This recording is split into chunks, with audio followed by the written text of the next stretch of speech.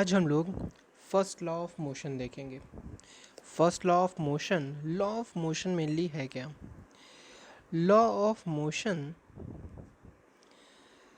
जो अभी तक हमने पढ़ा था, किसी भी ऑब्जेक्ट की मूवमेंट और रेस्ट की पोजीशन किस तरह से अफेक्ट होती है, मूवमेंट एंड रेस्ट पोजीशन किस तरह से अफेक्ट होगी, इसको हम क्या कर सकते हैं, लॉ ऑफ मोशन से समझेंगे। तो इसको लेकर के दो इम्पॉर्टेंट साइंटिस्ट थे, गैलीलियो एंड न्यूटन। इन दो इम्पॉर्टेंट साइंटिस्ट ने कुछ पोस्टुलेट्स दिए थे जिसको स्टडी करके हम क्या कर सकते हैं, लॉ ऑफ मोशन को समझ सकते हैं। सबसे पहले इन्हीं दो साइंटिस्ट ने लॉ ऑफ मोशन को समझाया था। उसमें से गैलीलियो ने मोशन को ऑब्जर्व किया था और जो first second third 3 law of motions हैं, इसको न्यूटन ने प्रपोज किया था। तो न्यूटन और गैलीलियो दोनों का ही बहुत ही इम्पॉर्टेंट कंट्रीब्यूशन है इस फील्ड में। तो एक एक्सपेरिमेंट किया गया, गैलीलियो ने सबसे पहले एक एक्सपेरिमेंट किया था। इसमें इन्होंने क्या किया था, एक ऑब्जेक्ट जो कांस्टेंट स्पीड से मूव कर रहा है, अगर उस पर कोई भी फोर्स हम नहीं लगाते हैं तब तक उस पर कोई भी क्या होगा, इफ़ेक्ट नहीं होगा। तो इसी को लेकर के इन्होंने एक एक्सपेरिमेंट किया। अगर उन्होंने कहा कि एक मार्बल जो है, ये मार्बल है, इसको अगर हम नीचे की तरफ किसी इंक्लाइंड प्लेन में, ये एक इंक्लाइंड प्लेन है, इस पे अगर मूव कराते हैं तो क्या होगा, इसकी स्पीड पे क्या इफ़ेक्ट पड़ता है। इसकी स्पीड फिगर ए में देखेंगे तो स्पीड क्या होगी, इंक्रीज़ होगी। वहीं अगर हम फिगर बी को देखेंगे तो स्पीड, इसकी वेलोसिटी क्या होगी, डिक्रीज़ करेगी। यहाँ पे वेलोसिटी क्या होगी, इंक्रीज़ करेगी और यहाँ पे डिक्रीज़ करेगी। ऐसा क्यों? जब ऑब्जेक्ट नीचे की तरफ मूव करेगा तो ग्रेविटी जो है वो इम्पॉर्टेंट रोल प्ले करेगी स्पीड को, वेलोसिटी को इंक्रीज़ एंड डिक्रीज़ कराने में। तो ग्रेविटी क्या करती है, अगर ऑब्जेक्ट, क्योंकि ग्रेविटेशनल फोर्स डाउनवर्ड्स लग रहा है, तो जब ऑब्जेक्ट नीचे की तरफ मूव करेगा तो ये ग्रेविटी भी उसको की वेलोसिटी में, उसके मोशन में हेल्प करेगी और उसको नीचे की तरफ आने में सपोर्ट करेगी। तो इसकी वेलोसिटी क्या होगी, वी विल इंक्रीज़। एरो ऊपर की तरफ, इसका मतलब वी इंक्रीज़ कर रहा है। वहीं जब ऑब्जेक्ट ऊपर की तरफ मूव करेगा, इस तरह से ग्रेविटेशनल पुल जो है वो नीचे की तरफ लग रहा है, तो वो क्या करेगा, इसके मोशन को अपोज करेगा और वेलोसिटी विल डिक्रीज़। और जो ये इंक्रीज़ और डिक्रीज़ करने की अमाउंट है, किस रेट पे इंक्रीज़ होगी और डिक्रीज़ होगी, वो भी क्या होगा, कांस्टेंट होगा। एक रेट पे जा कर के ये, एक रेट से वेलोसिटी इंक्रीज़ होगी, एक रेट से वेलोसिटी डिक्रीज़ होगी। तो इस तरह से ये ऑब्जेक्ट क्या होगा, बॉटम तक पहुंच जाएगा। अब हम लोग फिगर सी देखते हैं। यहाँ पे एक ऑब्जेक्ट, एक मार्बल को एक वी शेप के इंक्लाइन प्लेन में गिराया गया, यानी कि यहाँ से गिराया गया ए पॉइंट से और इसको बी तक मूव कराते हैं। पर यहाँ पे क्या किया गया है, फर्स्ट सेकंड एंड थर्ड 3 क्या किया गया है, इसके लिए पॉसिबिलिटीज़ रखी गई हैं। यहाँ पे जो first second third inclined plane है, ये स्टार्ट जो होगा वो ए पॉइंट से होगा, then it moves to downward, यहाँ पहुँचेगा और फिर यहाँ से प्लेन्स पे चढ़ेंगे, फर्स्ट सेकंड थर्ड। ये जो प्लेन्स है तीनों, इनमें आप ऑब्ज़र्व कर सकते हैं, देख सकते हैं, 3 नहीं, यहाँ पे 4 प्लेन हैं। एक तो स्ट्रेट लाइन है, ठीक है, बाकी 3 जो हैं वो, फोर्थ जो है वो एक स्ट्रेट लाइन है, बाकी जो 3 प्लेन्स हैं वो इंक्लाइंड प्लेन है। और सबका एंगल ऑफ इंक्लिनेशन धीरे धीरे बढ़ता जा रहा है। जो फर्स्ट वाला है उसकी जो इंक्लिनेशन है वो सबसे ज़्यादा है, सेकंड की उससे कम, थर्ड की उससे कम। तो हमने ये देखा, फर्स्ट ऑब्जेक्ट जब ये रोल करता है मार्बल और नीचे की तरफ आता है, तो इसके बाद ये यहाँ से जब फोर्थ नंबर ऑफ प्लेन, यानी कि जो प्लेन है जिसका इंक्लिनेशन 0 है, वहाँ से मूव करते हुए जाता है तो ये बहुत लंबी दूरी तक मूव करते चला जाता है। पर फर्स्ट सेकेंड थर्ड इंक्लिनेशन वाले जो प्लेन हैं वहाँ पे जब ऑब्जेक्ट मूव करता है तो एक हाइट पे जा कर के ये ऑब्जेक्ट रुक जाता है।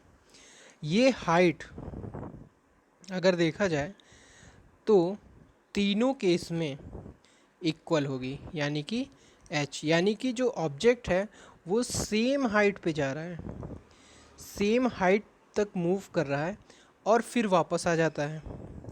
तो इसका मतलब क्या हुआ, ग्रेविटेशन का यहाँ पे कोई ना कोई रोल है, यानी इतना एनर्जी मिल रही है कि जो ऑब्जेक्ट ग्रेविटी के अगेंस्ट काम कर रहा है वो सेम वर्क कर रहा है। जबकि अगर देखा जाए रिजल्टेंट डिस्टेंस, अगर ये पॉइंट को ओ ले लिया जाए तो यहाँ से जो डिस्टेंस होगी वो एक सेकंड, कलर थोड़ा चेंज करना पड़ेगा। अगर यहाँ पे ओ ले लेते तो जो ये डिस्टेंस है ग्रीन से हम दिखा रहे हैं वो क्या होगी, ज़्यादा होती जाएगी और प्लेन पे आते आते वो सबसे ज़्यादा होगी। बट जो हाइट होगी इंक्लाइंड प्लेन पे वो सभी की क्या होगी, सेम हाइट तक वो ट्रेवल करेंगे, यानी ग्राउंड से सेम हाइट h जो होगा वो तीनों के लिए, तीनों इंक्लाइंड प्लेन के लिए सेम होगा। यानी मार्बल अगर फ्रीली मूव करता है तो वो सेम प्लेन तक मूव करके जाता है। तो इससे हम क्या समझते हैं,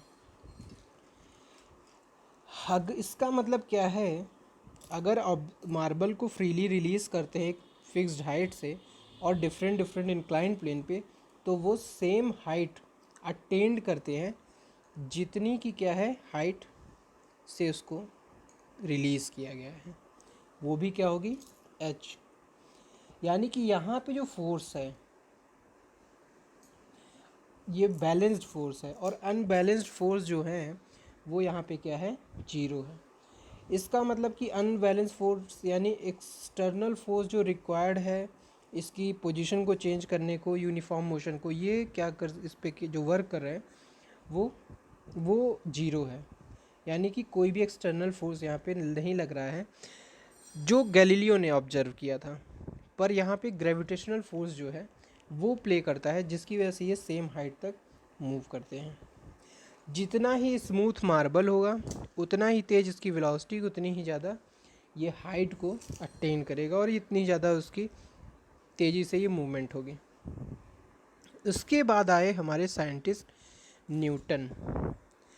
न्यूटन ने इसको फर्दर क्या किया, गैलीलियो की इस आइडिया को स्टडी की और उन्होंने कुछ फंडामेंटल, 3 फंडामेंटल लॉज इन्होंने दिए जिसको हम लॉज ऑफ मोशन या न्यूटन्स लॉ ऑफ मोशन के नाम से जानते हैं। अब ये किसी भी, ये जो तीनों लॉ हैं वो हर जगह एप्लीकेबल हो, वो चाहे हमारी डेली लाइफ हो या फिर कार, बाइक्स या मशीन्स की मूवमेंट हो, वहाँ पे भी एप्लीकेबल है। इवन एस्ट्रोनॉमिकल जो मूवमेंट होती हैं, एस्ट्रोनॉमिकल जो भी करेक्टर हैं वो मूवमेंट है वहाँ पे भी एप्लीकेबल, यानी कि अर्थ का चाहे मोशन हो, रिवोल्यूशन हो, या गैलेक्सी का मोशन हो, या फिर स्पेस क्राफ्ट जो जाते हैं बाहर अर्थ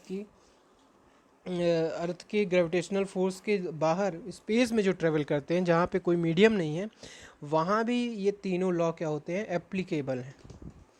यानी ये लॉ को कहा जा सकता है यूनिवर्सल लॉ ऑफ मोशन, यानी पूरे यूनिवर्स में कहीं भी जाएंगे ये लॉ ऑफ मोशन एप्लीकेबल हैं। अब इस तरीके से हम देख सकते हैं कि बहुत सारी चीज़ें हैं। तो गैलीलियो जो है उन्होंने गैलीलियो के न्यूटन ने इन आइडियाज़ को स्टडी किया और उन्होंने एक फ़र्स्ट लॉ दिया। लॉ जो फर्स्ट लॉ है, 3 लॉ दिए थे, अभी आज हम लोग फर्स्ट लॉ के बारे में पढ़ेंगे। न्यूटन्स फर्स्ट लॉ क्या कहता है,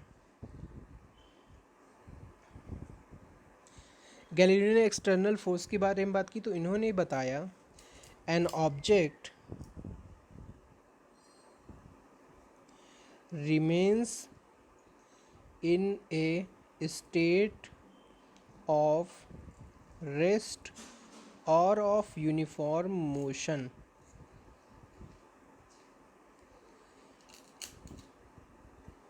in a straight line unless compelled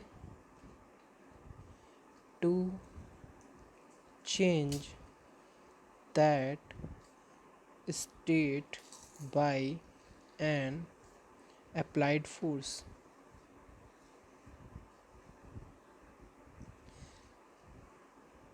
यानी कि कोई भी ऑब्जेक्ट स्टेट ऑफ रेस्ट और यूनिफॉर्म मोशन में रहेगा जब तक कि उस पर कंपेल्ड ना किया जाए, यानी उस पर कोई एक्सटर्नल फोर्स ना लगाया जाए जो कि उसके स्टेट ऑफ रेस्ट और मोशन को चेंज करे। तो यही first law of motion Newton का first law of motion Newton ने दिया था। इसको पूरा वर्ड टू वर्ड रट लीजिएगा क्योंकि ये बहुत इंपॉर्टेंट लॉ है। तो फर्स्ट लॉ ऑफ मोशन में क्या कहा गया था कि कोई भी ऑब्जेक्ट की स्टेट तब तक नहीं चेंज होगी जब तक कि उस पर एक्सटर्नल फोर्स ना लगाया जाए। दूसरे वर्ड में, यानी कि दूसरे सेकंड वर्ड्स में अगर देखा जाए तो इसका मतलब था कि अगर जो ऑब्जेक्ट हैं वो क्या करते हैं, रेजिस्ट करते हैं, यानी अपनी स्टेट को चेंज होने से रेजिस्ट करेंगे और इस वजह से वो क्या होगा, स्टेट नहीं चेंज होगा। जैसे किसी भी टेबल को आप इजीली अगर इशारा करेंगे तो क्या मूव करेगी, या उस पर एक हल्का सा पुश करेंगे तो नहीं मूव करेगी। अगर कोई हैवी टेबल है तो उसको मूव कराने के लिए आपको उसका जो वेट है उससे ज़्यादा आपको फोर्स वहाँ पे लगाना पड़ेगा, प्लस उस पर जो फ्रिक्शन फोर्स लग रहा है उसको भी ऐड करके आप उससे ज़्यादा फोर्स वहाँ पे अप्लाई करेंगे। तो ये क्या कहता है कि जो भी ऑब्जेक्ट हैं वो अपने स्टेट को मेंटेन रखना चाहते हैं, वो चेंज नहीं करना चाहते हैं, तो इसीलिए वो क्या करते हैं, रेजिस्ट करते हैं। रेजिस्ट करने का जो ये टेंडेंसी है ये क्या कहलाती है, इनर्शिया। इसी को क्या कहते हैं, इनर्शिया। तो इनर्शिया क्या होता है, यानी कि जो ऑब्जेक्ट जिस स्टेट में है वो उसी को रिटेन करना चाहेगा, तो उसी को हम क्या कहेंगे, इनर्शिया।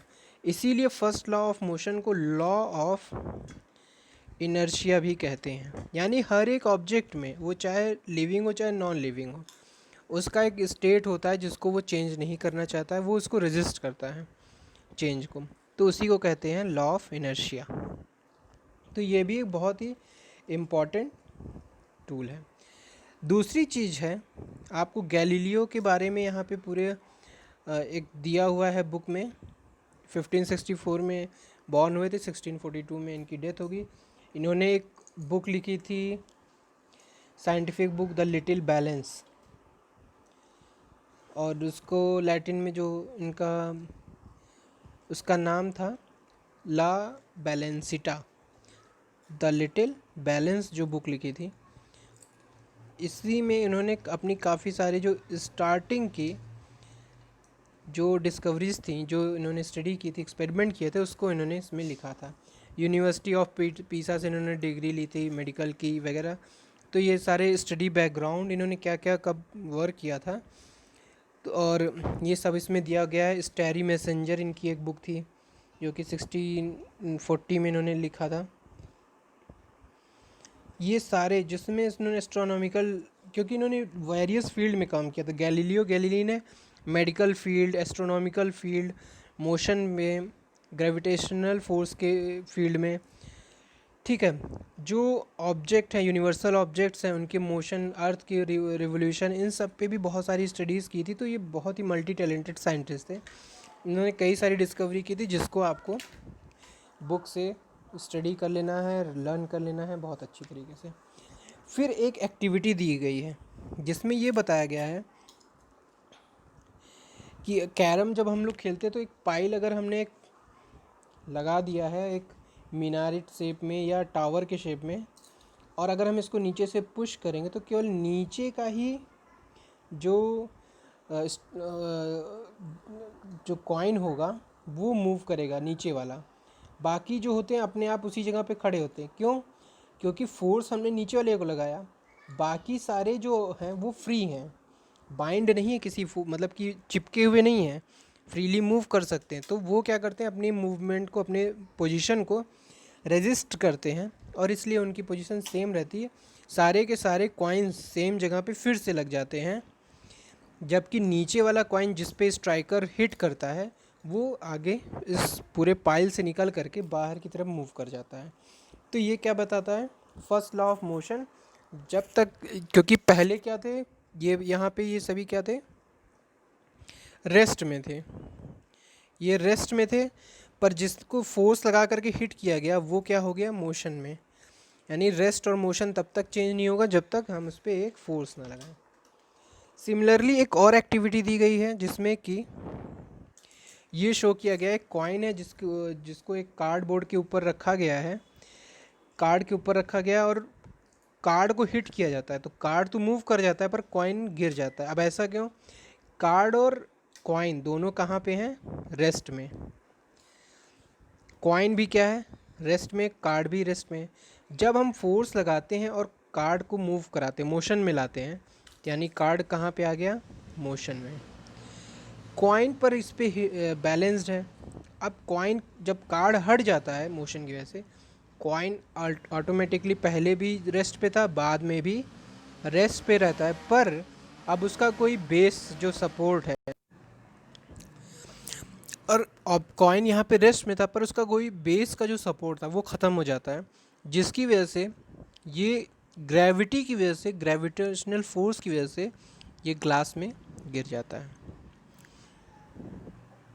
ठीक है, ये सिंपल एक्टिविटी है, दोनों एक्टिविटीज़ को पढ़ लीजिएगा, याद कर लीजिएगा और इसका एक्सप्लेनेशन भी लिख लीजिएगा। Thank you.